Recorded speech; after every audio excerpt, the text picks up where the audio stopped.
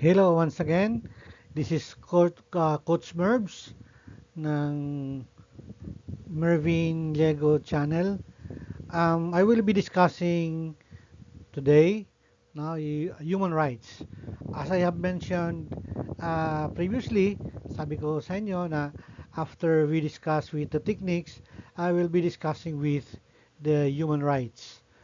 Um, Ito yung first topic na dinidiscuss ko in my social science review sa Gen Ed at saka sa major. We will try to differentiate human rights and Bill of Rights. But our focus for discussion for this video is all about human rights. So I will give you the possible topics that are discussed and ask questions during the LET examination. And even in the civil service exam, lumalabas din to. Kaya nga, itong mga topic na nakalakay dito ay mga piling-piling topic lang to, no? Because ito lang yung mga topic na malimit kinukunan ng question in the board examination. So, let's go to with our uh, discussion proper. Let's go to the topic on human rights. So, what is human rights? Human rights are the fundamental rights and freedom to which all people are entitled, regardless of nationality, ethnicity, gender, religion, or any other status. These rights are universal, meaning they apply to everyone. Inalienable. Why? Because they cannot be taken away.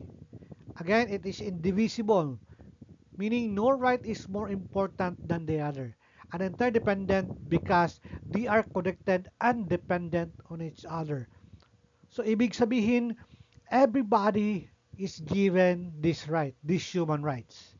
Uh, these include your right to life, your right to liberty, your freedom from slavery, torture, freedom of opinion and expression, the right to work and education, and many, many more. So lahat paloob na yan sa meaning ng human rights. So whatever rights, your right to life, your right to liberty, your freedom. So these are part of the definition of human rights. So again, these are our fundamental rights and freedom that we are entitled with. Now, how we differentiate human rights from Bill of Rights? Magkaiba ba sila? Actually, Bill of Rights are series of human rights. No? What did differ in the board exam? No? Again, what did differ in the board exam on the definition of human rights and Bill of Rights? Because Article 3, Section 1 says, no person shall be deprived of life, liberty, and property without due process of law, nor shall any person be denied the equal protections of the law. So it is specifically mentioned right to life, liberty, and property. Bakit dito sa human rights? Hindi minensyon yung right to property. Take note that ang right to property is territoriality. Kung foreigner ka, you are not allowed to own property unless you stay there or you magbayad ka doon. You are only allowed to have a property in dito sa atin sa Pilipinas. Pag foreigner ka, you are not allowed to buy property. In US, they allowed like Manny Pacquiao may bahay doon, no? Yung ibang mga uh, official natin in the government may bahay din doon sa ibang country. But in the Philippines, if you want to have property here, it should be in the name of your wife. Unless you are staying here in the Philippines, and siguro you can have that property.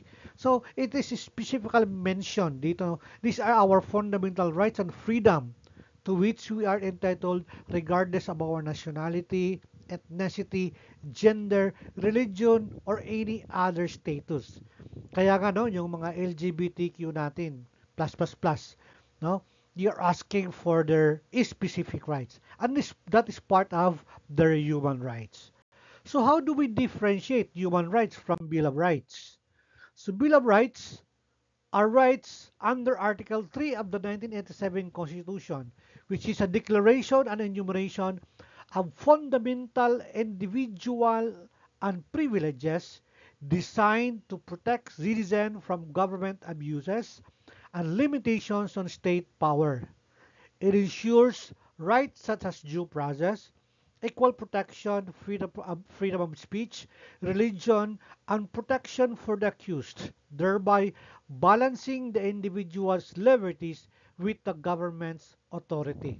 Kaya nga sabi natin, no, ang Bill of Rights, these are the series of rights guaranteed by the Constitution.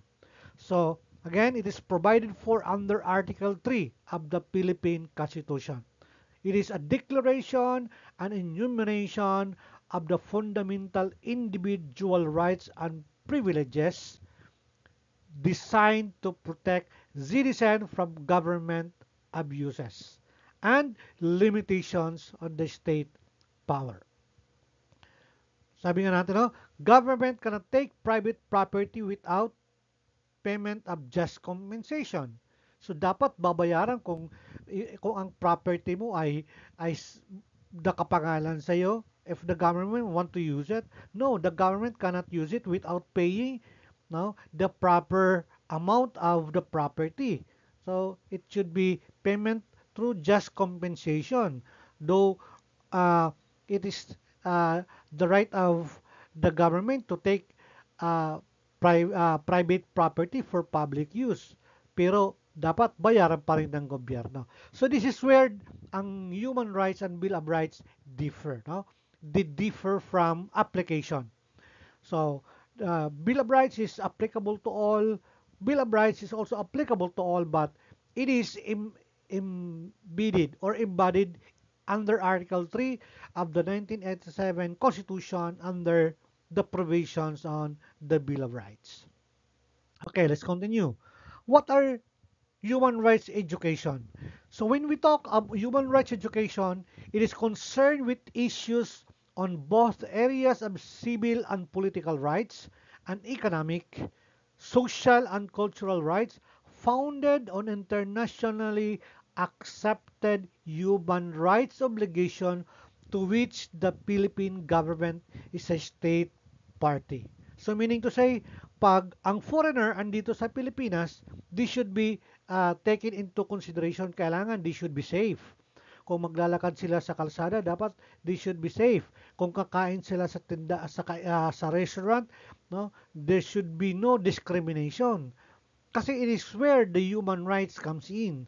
Kaya nga, no, it says it is founded on internationally accepted human rights obligation wherein, no, tayo ay state party and we even part of the discussion on the declaration of the human rights, no?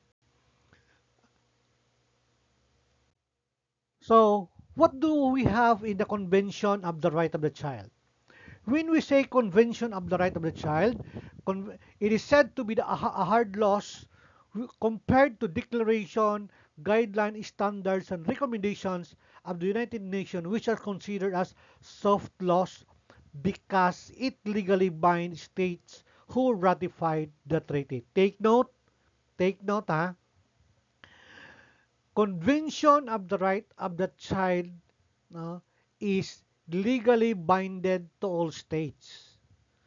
But yung UDHR or yung Universal Declaration of Human Rights is a soft law. Kaya nga, kung makikita nyo, kahit meron ng pronouncement yung International Court against China, hindi pa rin sila sumusunod. 'Di ba? Anong sabi? The Philippine government has the right over the West Philippine Sea or the South China Sea. Pero anong sabi ng China? Amin ito. Because we are talking on their right, no? Because yung kung titingnan natin yung UDHR or the Universal Declaration of Human Rights is just a soft law. Pero yung Convention of the Right of the Child, everyone has to follow. Kaya nga, no? Uh, Everyone is punished. Kahit ka foreigner, you will be punished by child trafficking, no? Kahit nandun ka sa labas, tapos may kakutsaba ka dito sa Pilipinas, you will be, no? You will be punished with child trafficking. So again, Convention on the Right of the Child is premised on the understanding that society has an obligation, take note, has an obligation to satisfy the fundamental right of children and to provide assistance for development of the child's personality, potentialities, and abilities. Convention on the Right of the Child also provides special attention to children who are refugees, disabled, or members of the minorities. So take note, this is a hard law, no, yung Convention of the Rights of the Child. So everybody is obliged to obey and follow the law, the rules on the rights of the child. Kaya nga it is adopted into law by almost all of the countries, particularly on child trafficking. Next,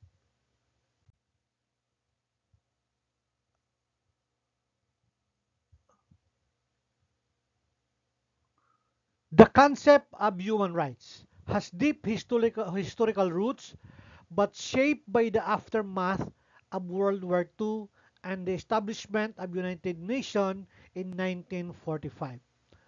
So tingnan natin no on in the first human rights charter was issued by Cyrus Cylinder in 539 BCE, before the coming of Jesus. No?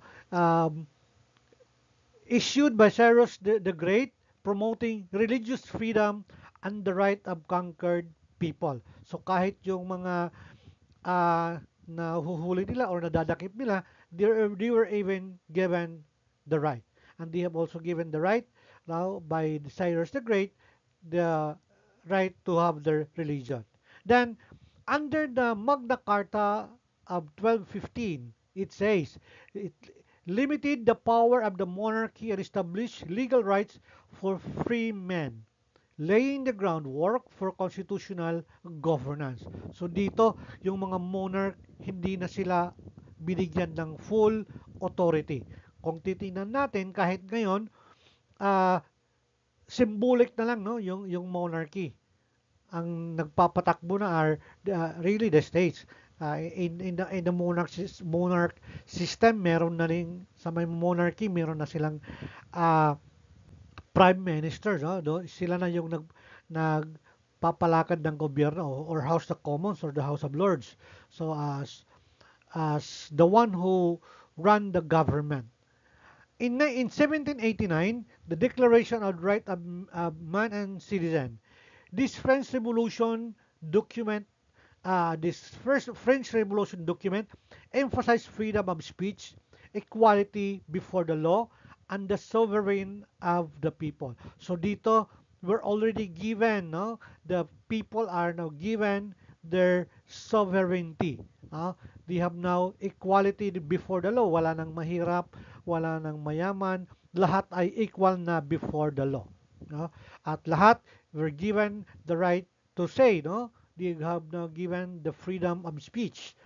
They have the right to say what they want to say, as long as it will not affect the right of the others. Baka maging liable yan, no? So, in 1948, the Universal Declaration of Human Rights comes in. It was approved on December 10, 1948. It was adopted by the United Nations General Assembly, and this document served as the foundation for modern rights law and outlined a broad range of civil, political, economic, and social rights. And it was adopted on December 10, 1948. So kung titingnan natin, from 1948, mayroon nang no, mga series of provisions, uh, series of resolutions, series of laws that are made in relation to human rights. So, human rights are individual freedom and rights. These are also individual civil and political rights, and these are also individual economic, social, and cultural rights. So this is individual freedom and rights which protect personal security and legal protection from abuse, ensuring everyone is treated fairly under the law. Kaya nga no, ngayon maraming mga questions if the taking of former President Duterte is legal and valid because that is part of our individual freedom and rights. So according to the group of Duterte, it says that it violates the human rights of the president and it even violates uh, the right of the president uh, to be free and to choose where to stay. Ngayon nga, dinala siya sa ICC ng papuntang ICC without uh, his voluntary freedom. He was taken by force. Uh, so if I don't know if if in your case it is a violation of individual's right or it could be the right of the government under the mandate given to them. Then civil and political rights. These guarantee personal liberties and participation and governance, ensuring that people can engage in society freely and have a say in how they are governed. Kaya nga, no, you have the right to form your organization, you have to right to join an organization, and you have the right to vote and be voted upon. No? Kung gusto mong kumandidato, you can be. Kung ayaw mo magkumandidato, gusto mo lang bumoto, you can be also, no? You can have all those freedom because that's part of our civil and political rights. Economic, social, and cultural rights. This focus on basic human needs and well-being, ensuring the promotion of fair working condition, leisure time, and protection from poverty. Now, when we talk of ensuring promotion of fair working condition, so dapat lahat no, are given the proper time to work. If it is only 8 hours, they should be working only on 8 hours. If they will be working beyond, they should be given overtime pay. Huh? And they have also leisure time. Kasi mahirap naman, puro na lang trabaho. And there are institutions na ginagawa talaga yan. Especially in the government agencies na may time talaga sila maglaro, mag-zumba, mag-exercise, and binibigay talaga yan for yung time nila because that's part of our social and cultural rights and protection from poverty. Kaya nga no, those who are less ay binibigyan ng sustento ng government. Yun nga lang, in other way, nagiging malabisan kasi nagiging source of corruption. But anyway, the citizen should be given that basic economic, social, and cultural rights. What are the key principles of human rights? First, universality. Again, human rights are guaranteed to everyone without exemption. Kahit sino ka pa, kahit saan ka pa, kahit ano ka pa. May you be a gay, may you be a lesbian, you may kahit ano ka pa, no? You have given all the rights, no? Because human rights is for everyone. Equality and non-discrimination. Every person is equal before the law, and their rights must be protected without discrimination. Kaya nga no, yung mga LGBTQ natin, they really ask for that. They have given the right to be who they are and what they want to for their life.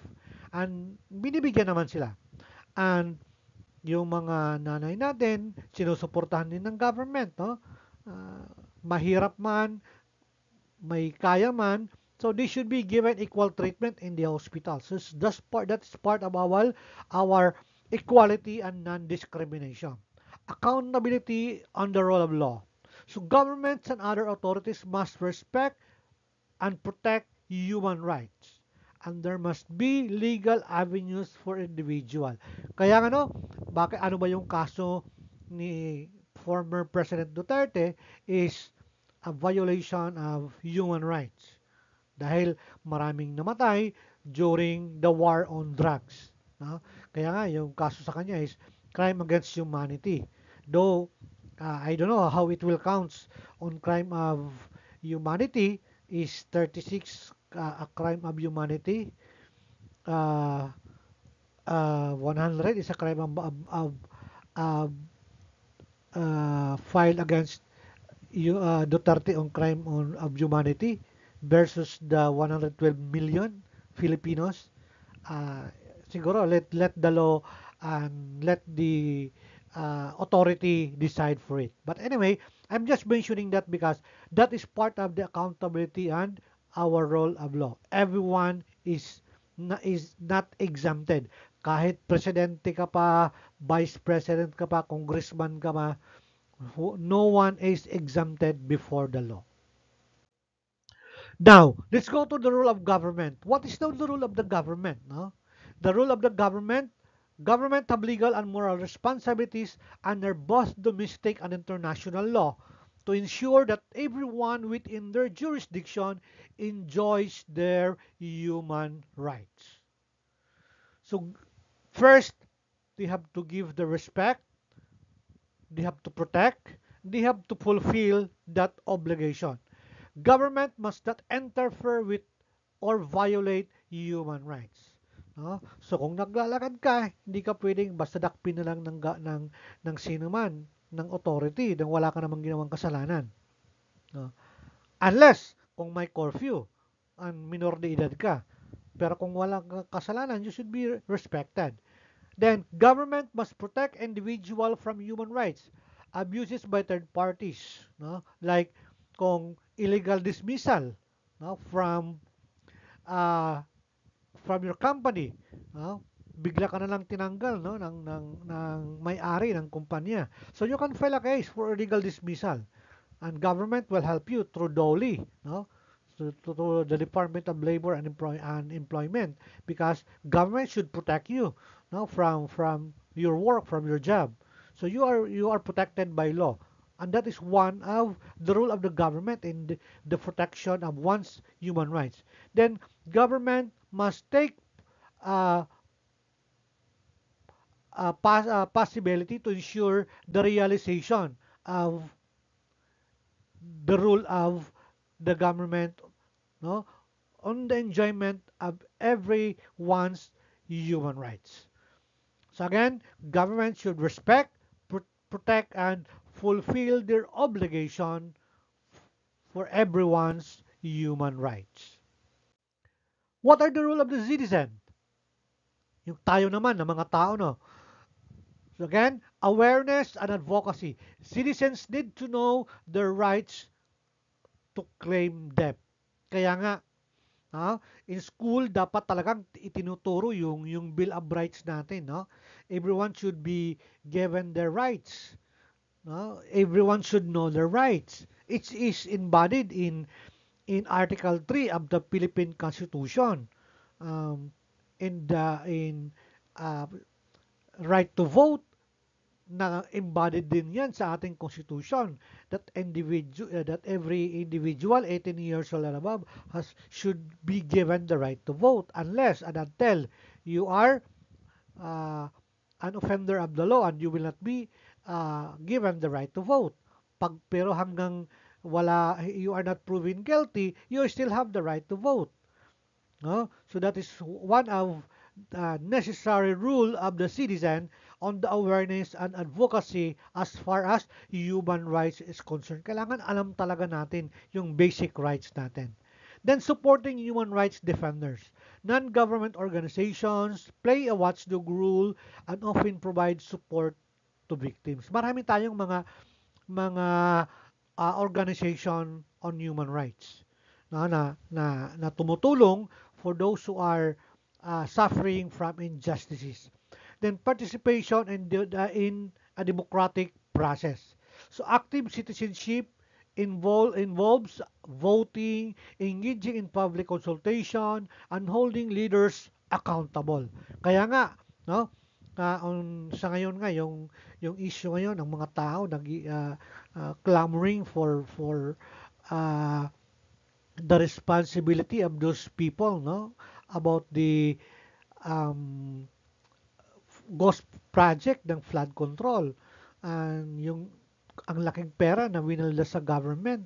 Kaya nga marami akong nababasa sa Facebook, sabi nga, hindi naman mahirap ang Pilipinas, mayaman ang Pilipinas, ninanakaw nga lang. So we have to voice out, no, our rights, and we have to participate, especially during election. Kasi during election, dapat pumili tayo ng magandang official. Huwag na tayong magbabayad kasi yan ang nagiging cause, no? Yan ang nagiging cause. Bakit maraming nagnanakaw sa gobyerno? Kasi during election pa lang nagnanakaw na tayo. Paano nagpapabayad tayo during election? We have to be honest. We have to take our responsibility. No? Kung talagang binibigas yun, sige, you receive it. Pero you vote who should be and who should be ang dapat na nasa posisyon. No? Then, reporting violation. Citizens can report human rights violation to authorities, no? such as to Convention on Human Rights or to trusted NGOs. So, yon, kung may mga abuses, yung mga military natin, yung police natin, yung other government officials, so we can file, no, a case to them via Commission on the Human Rights. So can take note, not only the government has a rule, but tayong citizen, we also have our own rule, no? No? Dapat meron nun tayong gagawin for us, no, to say what are our human rights.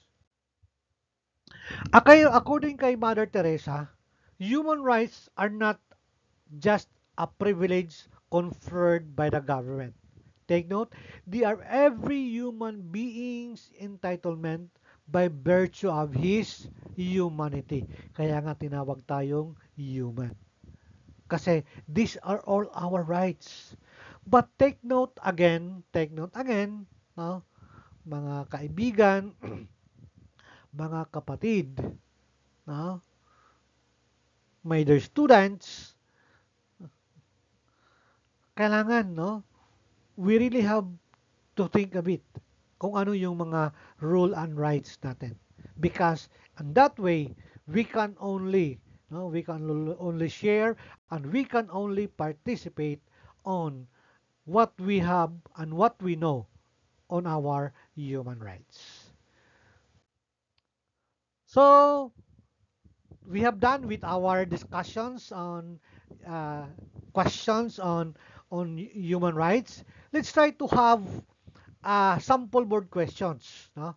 'Di ba na kung sabi ko kanina, we have to apply now some rules in answering question, the rule of association, the rule of elimination, the rule of the positive question, the rule of the negative question, and the rule of the fixed question. Tingnan nyo, pag fixed question again, it talks on time, person, place, or any activity na specific. Pag specific, fixed question yan, you cannot do otherwise but to answer the exact answer sa question. Kung tao, kung sinong tao, kung saang lugar, anong oras, you really have to answer that. But in other questions, rule of association, rule of elimination, positive question, negative question may apply. Let's have this first question. I have here presented 5 questions for us to understand more on about human rights. right to life, liberty, and property is to Bill of Rights, while right to life, liberty, and security is to right of the accused, hindi na yan. Ah, take away na yan. No? Kasi life, liberty, security. It's not only right of the accused. It could be a civil right, but ci- uh, right to life is not all about more on civil rights or security, but it's not all about on civil rights, but it is part of one's right. So, kung titingnan nyo, mas malapit dito yung personal right at saka human rights. Pero kung if you will try to associate the question says right to life, liberty, and property is to Bill of Rights. Ano ang katapat ng Bill of Rights? Human rights. So, ang answer dito ay human rights. Huh? So, yan ang sagot dito, human rights. Okay, let's go to the next question. Communion is an essential element in the establishment of a culture of peace, which does not go with the spirit of communion. Tingnan nyo yung question is all about communion on a culture of peace. Anong ibig sabihin ng communion? No? Oneness, pinagsama. No? Negative na siya, tingnan nyo. Oh. Ah, tingnan nyo, ito. Division. Widening the gap. Transcending. So kung makikita nyo, yung tatlo na yan, naghihiwalay. No? Transcending national boundaries. Overcoming ethnic and cultural divisions. Widening the gap among individual. No? Living peacefully with nature. No? Ah?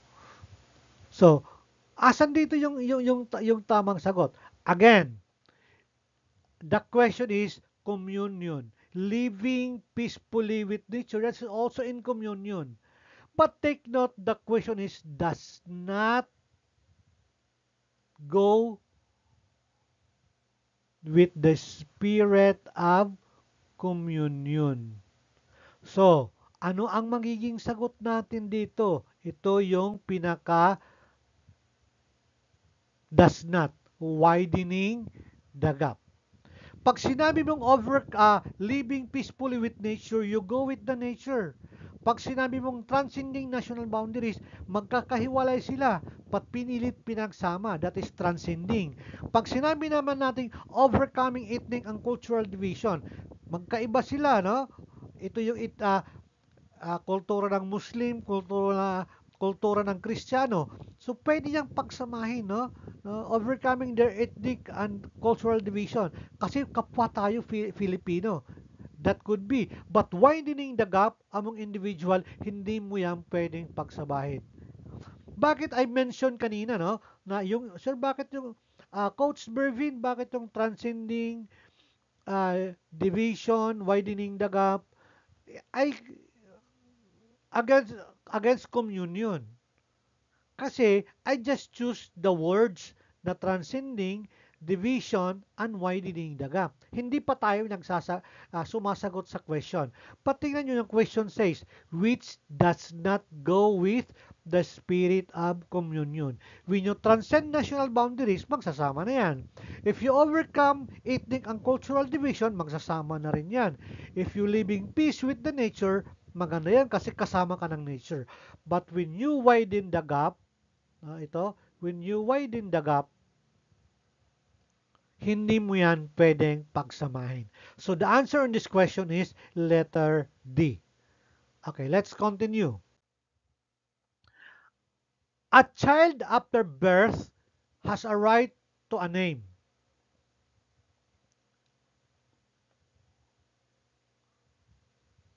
This is actually a right for just treatment, right to survival, right to suffrage, right to identity. Tingnan nyo ha. The question is about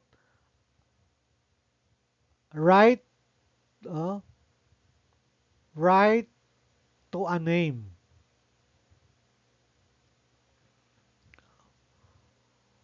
So, alin dito? If we will try to apply the rule of association, saan mo i-associate yung name? Identity. Is name has, pwede mo i-associate sa survival, pwede, pero malayo. Right to suffrage, pwede, pero ang tinatanong dito is your identity. Right to for just treatment, pwede rin, pero malayo. So therefore, the answer is, here is a, letter D. So ito yung sagot. Right to identity. Ha? So let's continue on our next question. A subordinate could not take the insult his superior does on him daily. What does this relationship indicate? No? Tingnan nyo ha. Could not, palit tayo. Could not, sandali ha. I'll use this one. Oh, hindi gumagana. I'll just use blue.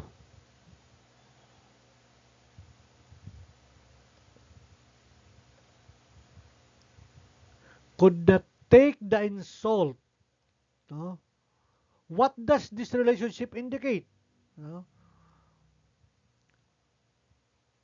What question do we have? If we will try again to apply our rule, that is rule of a negative question. Huh? So, subordinate should be taken as a slave. That's negative. Negative na yan. No? The value of respect, positive yan. Superiors are superiors. So, tanggalin mo na yung uh, letter C. Walang gamit kayo. What does this relationship indicate? Wala yan, no? Hindi yan. So, subordinate should be taken as a slave. Tingnan mo, could not take the insult his superior does him daily. That is part of making him or her a slave. Hindi ha. So, wala na. Tanggal mo na ito, no? Tanggal mo na ito. Tanggal mo na the value of respect kasi walang respect yan kasi insult eh. Is superior all we are superiors? Pwede, pero does it apply to the question? A supporter could not, no. Anong pinakamalapit dyan? What does this relationship? Tingnan nyo, the relationship, ang tanong. Subordinates feeling of valueless. So, hindi siya pinapahalagahan ng kanyang superior. So, that is relationship between superior and the subordinate. So, feeling of valueless. Okay, this will be our last question. What has solved the caste and social strata system in the Philippine society? What is social strata means? What is strata means? Status.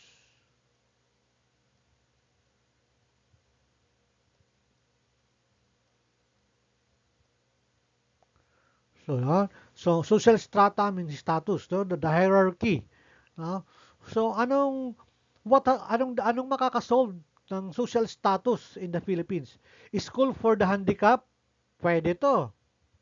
Barangay high school, pwede rin, no?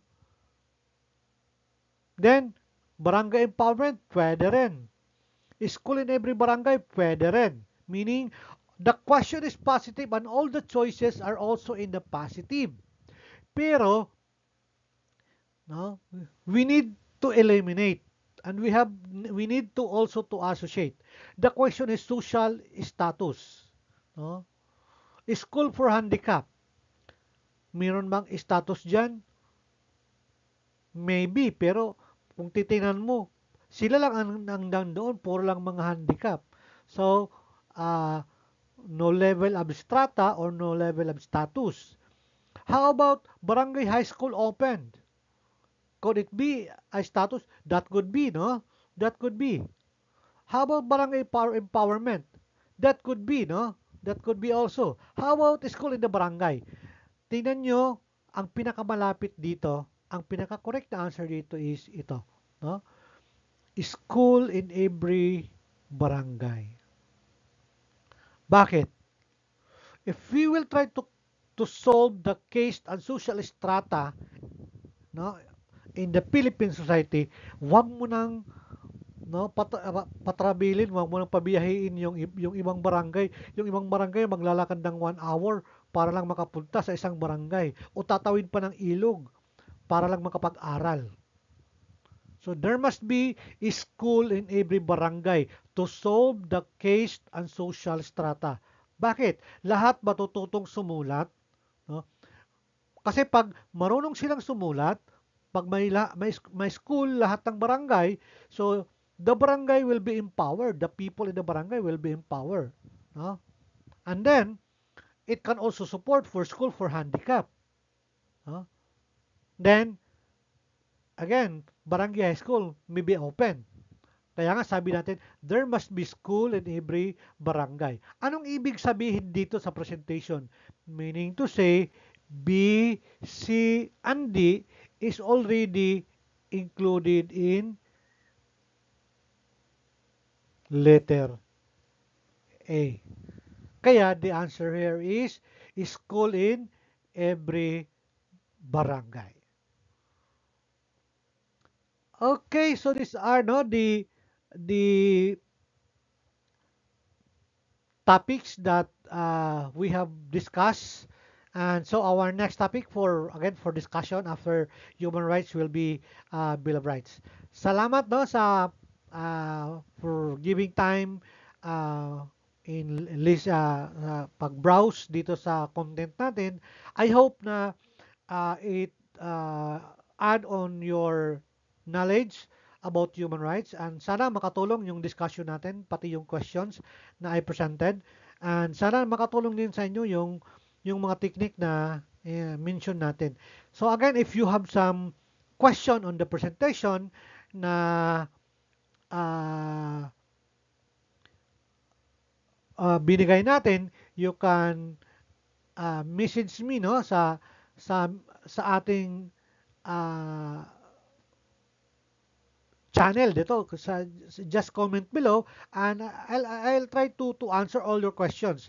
Then I will try to answer that on my next presentation para at least or I will have a separate uh, presentation para lang sa mga question nyo. Then sasagutin natin yan. Then we will try to discuss and elaborate all those aspects sa question nyo. So again, in preparation, our next topic will be on the Bill of Rights. Again, maraming salamat. Thank you. And this is your Coach Merbs. Nagsasabing maraming salamat at mabuhay tayong lahat. Mabuhay ang Pilipinas. And let us glorify God. Thank you and good day.